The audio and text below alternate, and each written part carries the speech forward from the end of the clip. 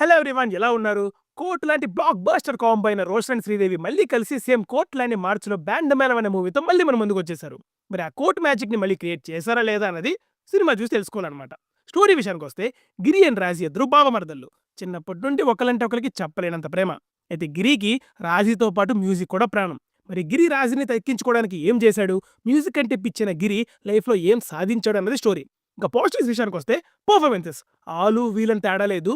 Hero gang నుండి మిగతా characters అంతా కూడా మంచి పర్ఫార్మెన్స్ ఇచ్చారు. ముఖ్యంగా రోషన్ కామెడీ, ఎమోషన్స్, అమాయకత్వం, డాన్సులు ఇలా ఏది చెప్పు అన్నిట్లో చాలా చాలా చాలా బాగా పర్ఫామ్ చేశాడు. కాదు కాదు సినిమా అంతట్లో అందరికన్నా షైన్ అయ్యాడు అనొచ్చు. Next comedy. సినిమా ఫస్ట్ నుండి లాస్ట్ వరకు ఫ్రీక్వెంట్ డీసెంట్ లాఫ్స్ జనరేట్ చేస్తూనే ఉంటారు. అంటే అన్నిటికీ పడి పడి నవ్వేస్తాం అనట్లేదు. కొన్ని బాగుంటాయి, కొన్ని అంత ఉండవు. బట్ ఊర్లో ఉండే వాళ్ళ నేచర్కి తగ్గట్టు అలా అలా వన్ లైనర్స్ పడతా ఉంటాయి. అండ్ మెయిన్గా తెలంగాణ రూటెడ్ లాంగ్వేజ్ని ఆ స్టైల్ని బాగా డిపిక్ట్ చేశారు. హీరో బైక్ అవడంతో మూవీ అంతా ఒక కామెడీ ట్రాక్ ఉంటుంది. అదైతే భలే పేలింది. ఇంకో విషయం, మూవీలో కామెడీ కోసం ఒక సైడ్ ట్రాక్ ఉంటుంది. అది మెయిన్ పాయింట్కి కలిపిన విధానం బాగుంటుంది. అదేంటనేది మూవీలో చూడండి. Next songs. నేను ఫస్ట్ టైం థియేటర్లో విన్న అన్ని సాంగ్స్ కూడా ఒక్క ఫస్ట్ సాంగ్ తప్ప మిగిలిన అన్ని సాంగ్స్ కూడా ఎబ్బెట్టుగా లేవు. వినడానికి బాగానే ఉన్నాయి. ముఖ్యంగా ఫోక్లోర్స్. సినిమాటోగ్రఫీస్ డీసెంట్.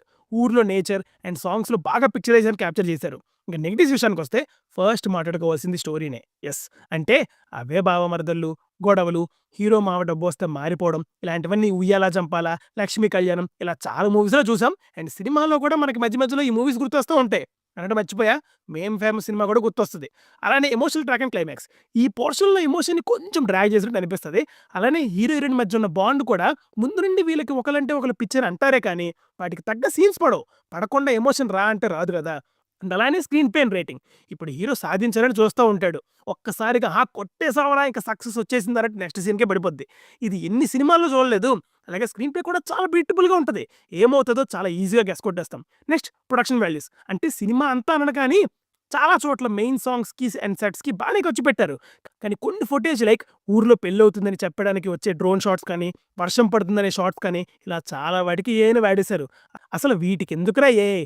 ఆ షాట్స్ అంత ఇంపార్టెంట్ షాట్స్ కూడా కాదు. ఇంకో చోటైతే సాయి కుమార్ గారు బైక్ మీద వెళ్తున్నారు అని చూపించడానికి కూడా గ్రీన్ మ్యాట్ని వాడేశారు. ఇలా చాలా ఉన్నాయి. నాకేదైతే తీసుకోలేదు. కమింగ్ టు పర్ఫార్మెన్సెస్, ఇందాక చెప్పినట్టు అందరూ like Sai Kumar and hero heroine తప్ప అందరూ కొత్త వాళ్ళే. అండ్ అందరూ బాగా చేశారు. కానీ రోషన్ మాత్రం ఎరక్కొట్టాడని అనాలి.